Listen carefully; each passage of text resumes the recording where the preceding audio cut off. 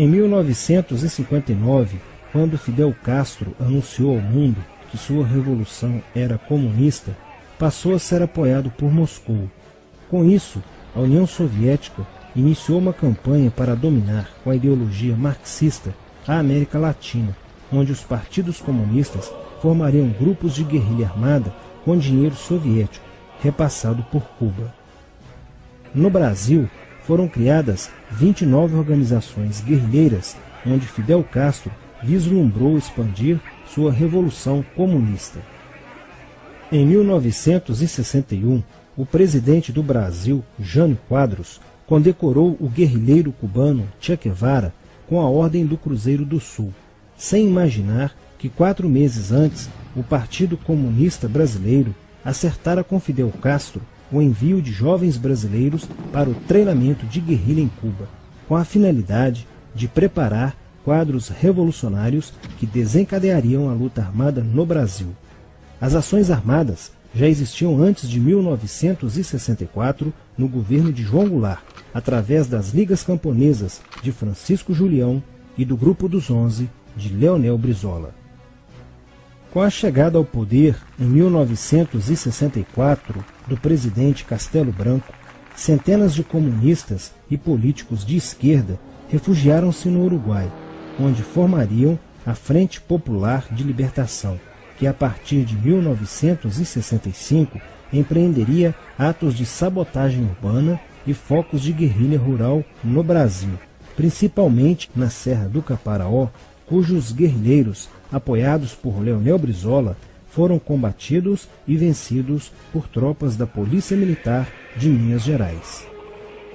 Em 1966, a esquerda brasileira, decidida a tomar o poder à força e em curto prazo, passou a adotar táticas terroristas como as que foram usadas pelo grupo guerrilheiro Ação Popular, que ao explodir uma bomba no saguão do Aeroporto Internacional de Guararapes, em Recife, matou o jornalista Edson Regis de Carvalho e o almirante Nelson Gomes Fernandes. A influência da Revolução Cubana passou a servir de modelo para muitos revolucionários como Carlos Marighella, do PCB, que em 1967 viajou a Cuba e participou de um evento sobre a propagação da luta armada no território brasileiro. De volta ao Brasil, em setembro de 1967, Marighella criou a Ação Libertadora Nacional, ALN, e começou a recrutar jovens brasileiros entre os estudantes que, depois de preparados ideologicamente, foram enviados a Cuba.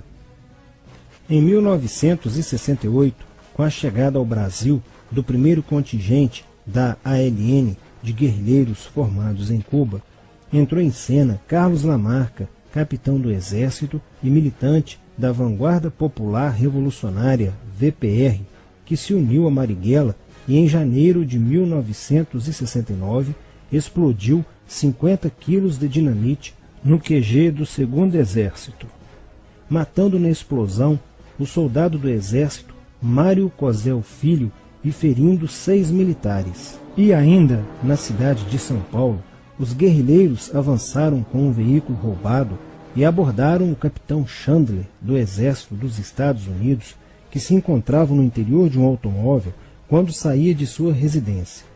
Chandler foi morto por uma rajada de metralhadora em frente da esposa e do filho de 9 anos.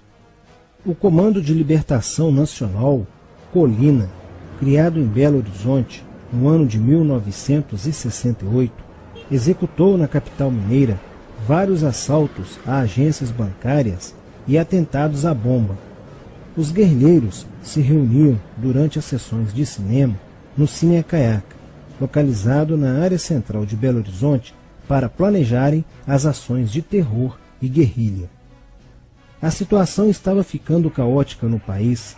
Os guerrilheiros praticavam atentados à bomba nas grandes cidades, matando e ferindo vários inocentes, aumentando a insegurança e o medo da população, que passou a exigir ações imediatas do governo brasileiro para acabar com a violência praticada pela guerrilha. Atendendo ao clamor público para combater o terrorismo e a guerrilha com mais rigor, o presidente Costa e Silva editou o Ato Institucional número 5, AI-5, que previa o exílio e punições mais severas aos autores de atos de guerrilha terrorista praticados contra a população brasileira. Em desafio à nova medida do governo de proteção à sociedade, Carlos Marighella, em 1969, lançou o seu mini-manual do guerrilheiro urbano. Neste mesmo ano, só no Rio de Janeiro, a ALN, para aumentar os seus recursos financeiros, praticou 30 assaltos, sendo a maioria deles contra as agências bancárias. E ainda, em 1969, a ALN, juntamente com o movimento revolucionário 8 de outubro, o MR8, sequestrou o embaixador dos Estados Unidos, Charles Burke. O sequestro foi sugerido pelo guerrilheiro Franklin Martins. Os guerrilheiros exigiram a libertação de 15 presos políticos, dentre os quais se encontrava José Dirceu. A exigência foi prontamente atendida pelo governo militar. A ALN estava prestes a sofrer um grande golpe quando Marighella começou a cair. Após a prisão de um militante de sua organização, no dia 1º de outubro de 1969. Os dados fornecidos pelo militante da ALN preso coincidiram com informações prestadas por outro militante da VPR, que também denunciou o envolvimento de vários religiosos com grupos de guerrilha, entre eles Frei Beto. Quando Frei Fernando e Frei Ivo, também envolvidos com os grupos guerrilheiros, foram presos e logo após interrogados, os religiosos entregaram o ponto de contato de Carlos Marighella, na cidade de São Paulo. No dia 4 de novembro de 1969, o ponto foi cercado pela polícia, onde Marighella, percebendo o cerco, reagiu e foi morto. Depois da morte de Marighella, centenas de guerrilheiros foram presos e mais de 300 armas apreendidas. 2 sequestros de diplomatas, o embaixador alemão Enfield von Hollemer e o cônsul japonês Nobuo Okushi, foram feitos às pressas, para libertar os guerrilheiros que continuavam presos. Inspirados no marxismo cultural, vários militantes da esquerda brasileira iniciaram a estruturação de uma organização que se infiltrou nas faculdades brasileiras, bem como no meio artístico e cultural, e principalmente nas edições de jornais, setores estes com grande poder de influência sobre a formação da opinião popular. Durante as manifestações, vários militantes comunistas, usando armas de fogo, eram infiltrados no movimento estudantil e disparavam contra os manifestantes, na intenção de colocar a opinião pública contra o regime militar. Com a morte de Marighella, Lamarca havia assumido a posição de líder mítico, que sustentava a esperança na vitória comunista. Em 1970, quando o embaixador suíço Giovanni Butcher foi sequestrado, o governo se recusou a soltar os presos da lista apresentada pelos guerrilheiros. Depois de 40 dias de sequestro, os guerrilheiros quiseram matar o embaixador suíço. Porém, o governo militar cedeu e as exigências dos guerrilheiros sequestradores foram atendidas, preservando a vida do diplomata.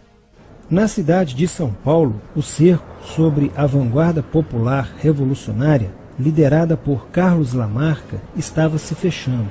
Isso fez com que Lamarca fugisse para o Vale da Ribeira e montasse um campo de treinamento para a guerrilha. Na tentativa de descobrir este campo, tropas da Polícia Militar do estado de São Paulo foram deslocadas para a região. No dia 8 de maio de 1970, um pelotão comandado pelo tenente da Polícia Militar, Alberto Mendes Júnior, foi emboscado e rendido por guerrilheiros da VPR. O tenente Mendes foi feito refém e obrigado a seguir com os guerrilheiros na direção de 7 Barras.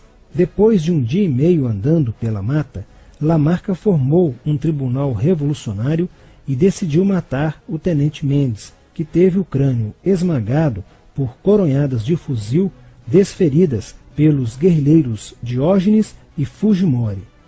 Apesar do cerco, Lamarca conseguiu escapar e em 1971 chegou ao sertão da Bahia. Depoimentos de guerrilheiros presos em Salvador levaram o exército ao esconderijo de Lamarca, que, estando armado de metralhadora, reagiu à prisão e foi morto. Após a morte de Lamarca, o número de militantes presos era bem maior que o número de guerrilheiros em ação no Brasil. Os guerrilheiros, percebendo que o cerco estava se fechando, passaram a sequestrar aviões comerciais e obrigar o piloto a desviar para outro país, onde pudessem se exilar. 4 desses aviões foram desviados para Cuba. Os guerrilheiros comunistas estavam perdendo a guerra. Os militantes que abandonavam as armas eram acusados de traição nos tribunais vermelhos e executados pelos próprios companheiros, em atos de justiçamento. Já no início de 1971, o PCdoB conduzia o trabalho de campo na região do Araguaia, na divisa entre os estados de Goiás, Pará e Maranhão, com a missão de implantar um núcleo guerrilheiro que tinha por objetivo fomentar uma revolução socialista, onde centenas de guerrilheiros já haviam se estabelecido há pelo menos 6 anos. No início de abril de 1972, o presidente Médici enviou à região do Araguaia equipes especializadas em inteligência que, da busca do conhecimento sobre a atividade clandestina, logo efetuaram as primeiras prisões, entre elas a de José Genuíno, primeiro guerrilheiro preso no Araguaia. Logo após, o exército sofreu as suas primeiras baixas, ao ter um grupamento emboscado por elementos liderados por Oswaldo Orlando da Costa, conhecido por Oswaldão. Isso fez com que o exército passasse a empregar tropas convencionais que cercaram toda a região do Araguaia. Com a derrota cada vez mais próxima e com o total abandono logístico do PCdoB, ao qual os guerrilheiros foram relegados, sem armas, comida e remédios, vários militantes da guerrilha, encurralados, quiseram se entregar, mas foram mortos pelos próprios companheiros em atos de justiçamento. Após a morte de Oswaldão e o desmantelamento do comando militar da guerrilha, o cerco do exército se fechou sobre os rebeldes e vários guerrilheiros foram presos. Assim terminava o sonho da esquerda brasileira de transformar o Brasil em uma ditadura comunista. Mas a esquerda brasileira não desistiria de conquistar o poder e retornaria mais tarde com uma tática mais eficiente que a luta armada: o marxismo cultural.